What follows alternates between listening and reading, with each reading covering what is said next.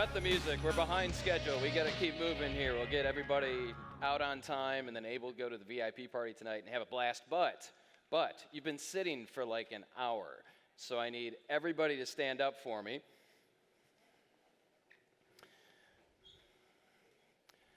And we're going to play a little game called Heads or Tails. So I have a coin in my hand, and I'm going to flip said coin. And when I flip it, or before I flip it, I need you to choose whether it's going to be heads or tails. So if it's going to be heads, I need you to put your hands on your head, like this. If it's going to be tails, put your hands on your tail. And I have an awesome prize for whoever wins this epic game of heads or tails. Does everybody understand? Does anybody not understand? Okay, so first flip. Choose heads or tails. Everybody? Didn't realize this light would be in my face. So, if your hands are on your head, sit down. Everybody that had tails, stay standing. We're going to do it again. Choose your heads or your tails here. Heads or tails, folks. Choose. All right. If your hands are on your head, stay up. All right, how many people do we have left standing? Come to the front. Everybody with their hands on their head, everybody's still standing. Come to the front for me. It is pouring rain again, isn't it? You can hear it. Come on up, face the audience. Face the audience. Come on up. You can take your hands down, Andres. All right, come over. There's this huge space here. Come on over. All right, we're going to do this again. Choose heads or tails. Hands on your head or hands on your tail. If your hands are on your tail, go back to your seat. We have 3 left, and 2 of them work for Now Marketing Group. Oh, wait, does everyone? All right, we're going to do this again. Heads or tails, choose.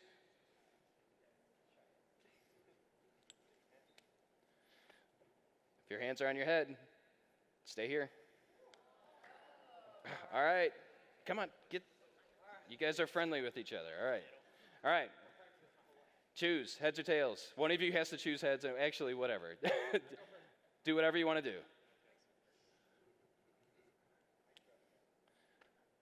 All right. If your hands are on your tails, you lost.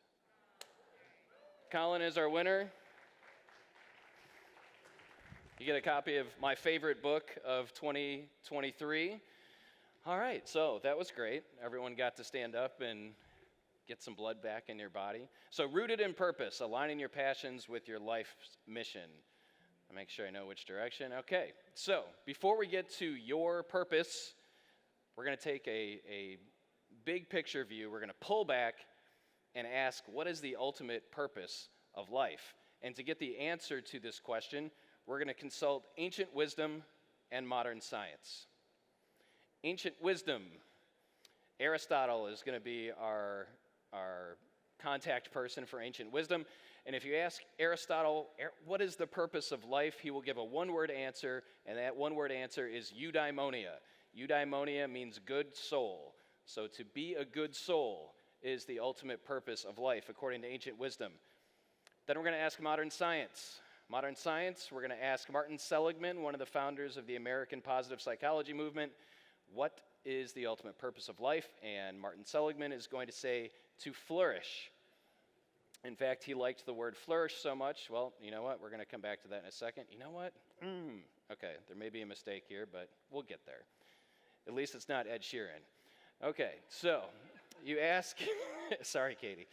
You ask Aristotle how do you live with eudaimonia? How do you live as a good soul? He says to live with arete. Arete is an ancient Greek word, roughly translated as living with virtue or living with excellence, but it has a deeper meaning, more of along the lines of showing up as the best version of yourself, moment to moment to moment, in service to something bigger than yourself. So we ask Martin Seligman, how do we live? How do we flourish? And he would say, put your virtues into action. I have become such a fan of both of these people, and their methodology, their ways to live a purposeful life, that I now have it tattooed on my body. So the word arete is here, and then I have a virtue compass here. You can't see it necessarily on the screen, but the 4 cardinal virtues of wisdom, self-discipline, courage, and love, and then the positive psychology virtues of hope, gratitude, curiosity, and zest. Does anyone want to guess which of those 8 virtues is most correlated with happiness? You know the answer. To keep things on time, zest. Somebody said zest. Who said zest? We had some people up here too. Excellent. Yeah, zest is the virtue that is most correlated with happiness. Zest is essentially living with enthusiastic energy. If you would like to find out what your core virtues are, take this website down, viacharacter.org. You can do a free survey. It will show you your top 5 virtues and then give you an additional 20. There's no charge for the survey. It was actually developed by Martin Seligman, and it's a fantastic tool to use both for yourself and for your team members and or for your family, so that you can lean into what your top 5 virtues are. My number 1 virtue, does anyone know me well enough to know what my number 1 virtue is? Humor is my number 1 virtue. Okay, so what does it mean to flourish? So there's a flourishing scale that was developed by a guy named Ed Diener, and there are 8 questions here that are given a score of 1 to 7, with 1 being strongly disagree and 7 being strongly agreeing. So, I lead a purposeful and meaningful life. My social relationships are supportive and rewarding. I'm engaged and interested in my daily activities. I actively contribute to the happiness and well-being of others. I am competent and capable in the activities that are important to me. I am a good person and live a good life. I am optimistic about my future, and people respect me. And doggone it, people like me. Stuart Smalley, anybody? Anybody? Okay, good. So, this is something, again, you can find a free way to take this yourself online, or you can just take a picture of this slide, rate these on a scale of 1 to 7, with 1 being strongly disagree, 7 strongly agree. The higher your score, the more you're flourishing. The lower your score, you need to put a little bit of work in and maybe figure out what your purpose is. So what are you here to do? This was talked about several times today. I don't know how Jessica does this, but she always manages to string a lot of our presentations together, and we don't know about it until we get up here and we're like, oh, they kind of talked about that earlier today. But Jeff talked about this with personal branding, and some of the other speakers today were kind of talking about, what is your purpose? What are you here to do? What gets you out of bed in the morning? What's your reason for getting out of bed in the morning? Mine is to help you optimize your life by sharing practical tools and ideas. Now notice I did not say mine is to sell you comic books. And this is part of why I'm here today talking about this, because my purpose has changed over the last couple of years. And again, Jeff talked about this, that your purpose may change over time. You may start out in one direction. There's a great book called The Second Mountain by David Brooks. You climb that first mountain, which is the mountain that we're all expected to climb, high school, college, marriage, kids, whatever. And then you get to that top of that mountain and you see another mountain off in the distance. And it may be completely unrelated to that first mountain that you've climbed. So figuring out what is your reason for getting up in the morning. Because purpose gives us hope. If we don't have purpose, if we don't have targets and goals, it's hard to have hope. And hope, there are 3 components to hope. The first is believing that your future will be better than your present. The second is that you have the ability to get to that future. And the third is that you have multiple pathways to get there. Because many of us know that plans A, B, C, D, and E aren't going to work. So you need multiple pathways to get to that future. This is a social media conference. We're doing a lot of kind of looking outward. We spend a lot of time on the internet. We're talking about social media platforms. We're talking about websites. We spend a lot of time these days consuming other people's content, looking at other people's lives, and we need to be spending more time looking inward. Less time on the internet, more time on the internet, looking inside and asking, tough questions. We need to figure out, what do we love doing? What are we good at? And what does the world need? Where do those things overlap? And many of us in the audience, we may have found what that is, but many of us may also be searching. So you need to be able to take that time to analyze these things here. What do you love? What are you good at? And what does the world need? Because we discover by doing. I said this in past years on this stage. Some people have said it today. It's not about listening to another podcast, watching another video, reading another book. Growth is not about knowledge. It's about action. So we need to take action. We discover by doing. And we need to embrace failure. We've heard stories of failure. John Hafey shared his stories of failure this afternoon. I've had failures. I've had small businesses that didn't work. So we've all had those failures because growth is on the other side of failure. So you can either accept all of your excuses about why you can't have the life you want, or you can choose to be the hero of your own story. How many are familiar with Joseph Campbell and his hero's journey? A good life is one hero's journey after another. So what is a hero's journey? Let's use Harry Potter as an example. I think this is the second Harry Potter reference today, too. So, the hero is called off to adventure, maybe struggling, living under a staircase in his aunt and uncle's house. Answers the call to adventure, finds a wise mentor, in this case, Dumbledore. Has some friends that he teams up with, Ron and Hermione. Defeats evil, Voldemort, he who shall not be named, and then returns to train the next generation of heroes. And if you look at some of the most popular pop culture stories and stories across all time, they will almost always follow this hero's journey of call to adventure, wise mentor, buddies along the way, and then defeating the bad guy, the evil, and returning to train the next generation. Look at Star Wars, look at Lord of the Rings. Most stories follow this pattern. And with the hero's journey, we're not sidestepping lizards like that little guy up there. We're slaying dragons. All of us have dragons that we're slaying in our lives. And when we go on those hero's journeys and we return, we need to ask ourselves, in my opinion, one of the most powerful questions that we can ask. What do I want? Now, I apply this to three areas. Basically, I look at my life, look at life in general, broken down into three areas: your energy, your work, and your love. And you can apply that question to those three areas. With energy, it could be, what do I want? How do I want to get more energy? What do I need more energy for?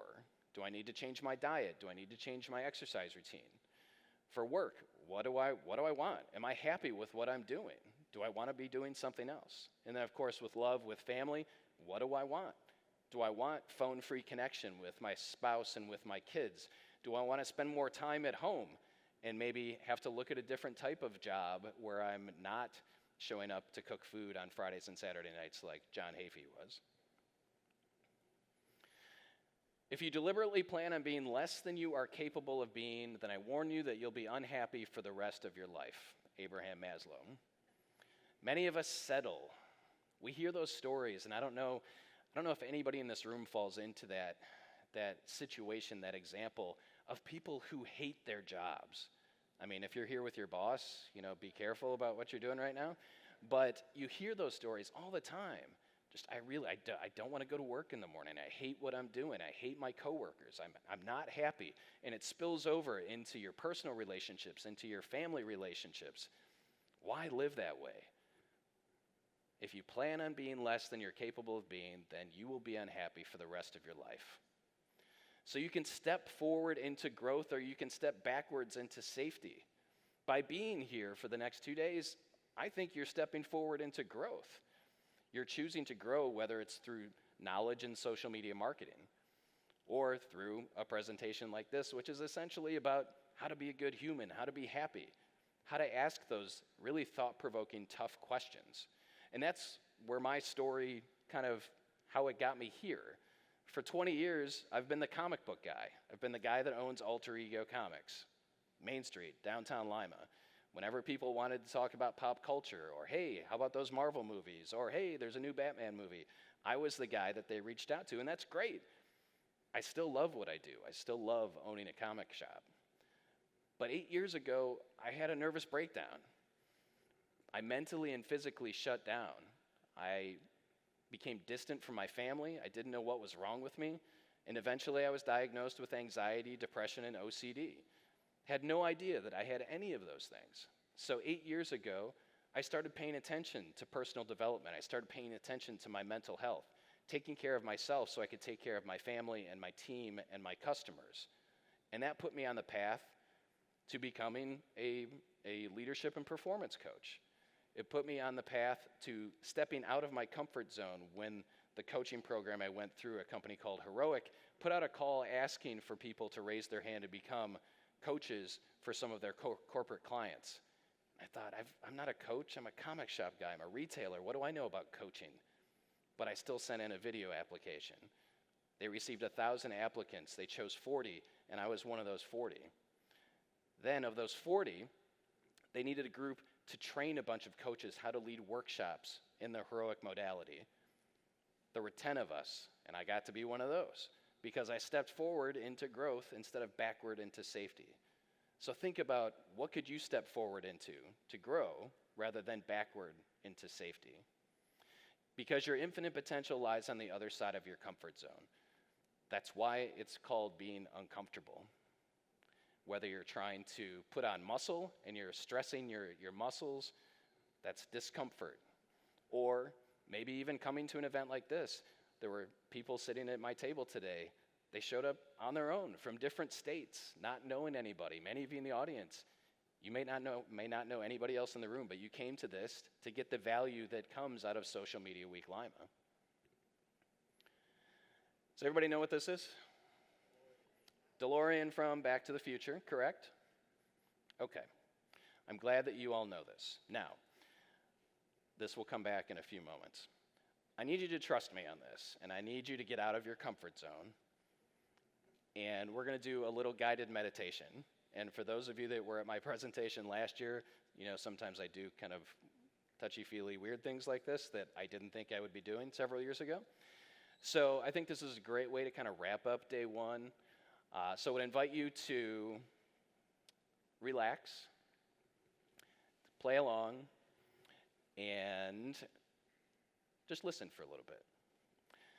So sit up straight. If you're comfortable, close your eyes. We're going to take some deep breaths. We're going to breathe in deep in through the nose, down into the belly, exhaling slightly longer than the inhale. If you don't feel comfortable closing your eyes, maybe stare at the floor a little bit, stare off into the distance. Let's take those deep breaths in through the nose, down into the belly. Make that exhale just a little longer than your inhale. And I want you to imagine the front door of your home. You're standing on your porch, standing outside your front door. Maybe it's morning, the sun's just coming up. Listening to the sounds around you, maybe the sounds of birds. And suddenly you notice a DeLorean in your front yard. The door's open. You've seen Back to the Future. And you walk towards it. And you get into the DeLorean, and there's a date pre-programmed into it. It's 5 years from today. You get into the car, close the door, and you're transported 5 years into the future.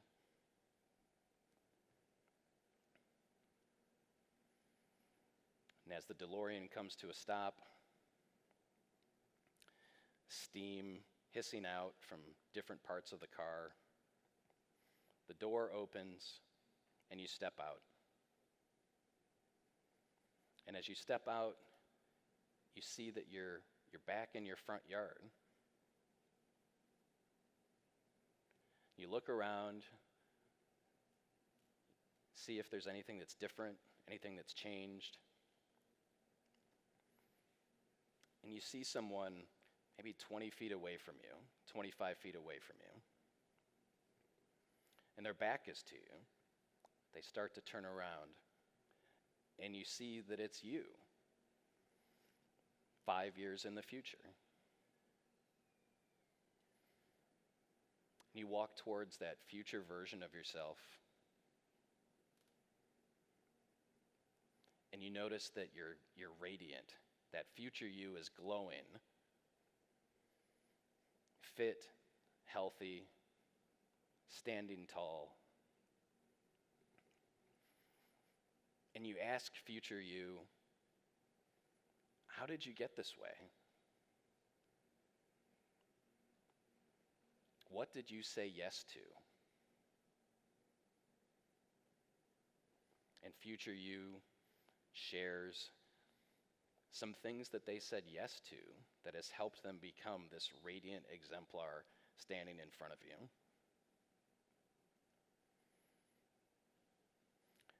And then you ask future you, what did you say no to?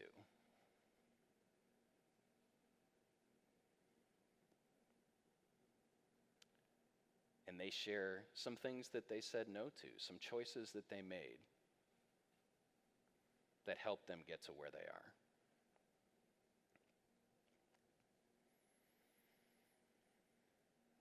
And you take all that information in, you have a big smile on your face, and the DeLorean starts beeping, and you know that you need to get back in and come back to today. So you thank your future self for the wisdom that they've given you. Maybe give them a hug or a high five or a fist bump. You get back in the DeLorean, you close the door, and you're transported back to June 19th, 2024.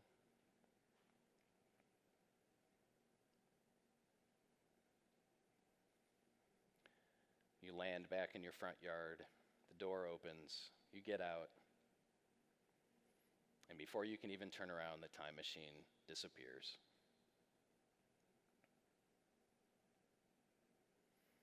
And you're left with this wisdom, this gift that you've been given of being able to talk to a future version of yourself.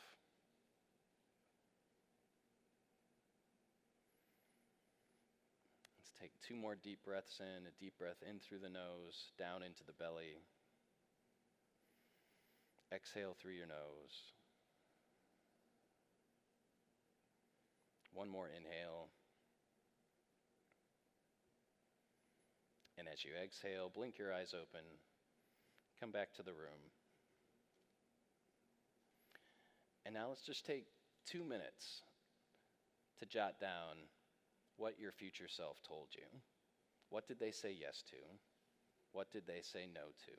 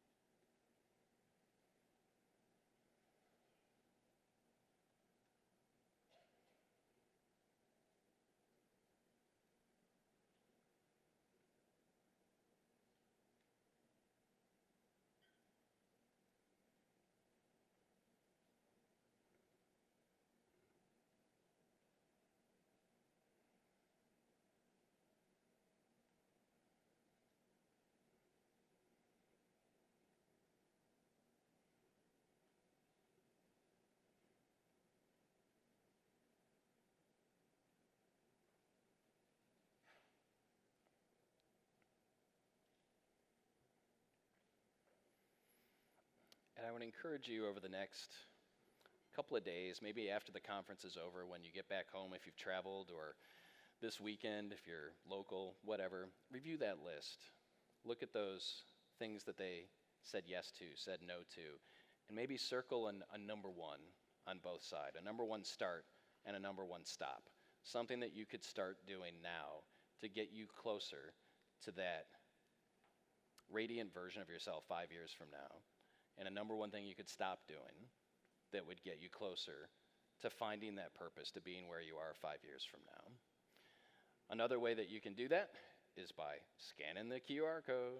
What do we do? Like, QR codes were not a thing pre-COVID. Like, no one cared. But now, yes, QR codes. If you scan that QR code, you will get 10 journaling exercises to discover your purpose. Fantastic exercises that you can do to help you figure that out, to do some deep work, some deep thought. We get so caught up in the fast-paced, 1-minute TikTok video, reel videos of our lives, that we need to spend that time, again, doing the inner work, the internet versus the internet. And if you found some value today, let's connect. My email address is up there, as well as Instagram and LinkedIn. It's been my privilege to stand up here and speak to you today. Thank you for your attention, and I will have a table talk tomorrow if anybody wants to talk more about purpose or showing up heroically, activating your potential. Have a great rest of your evening.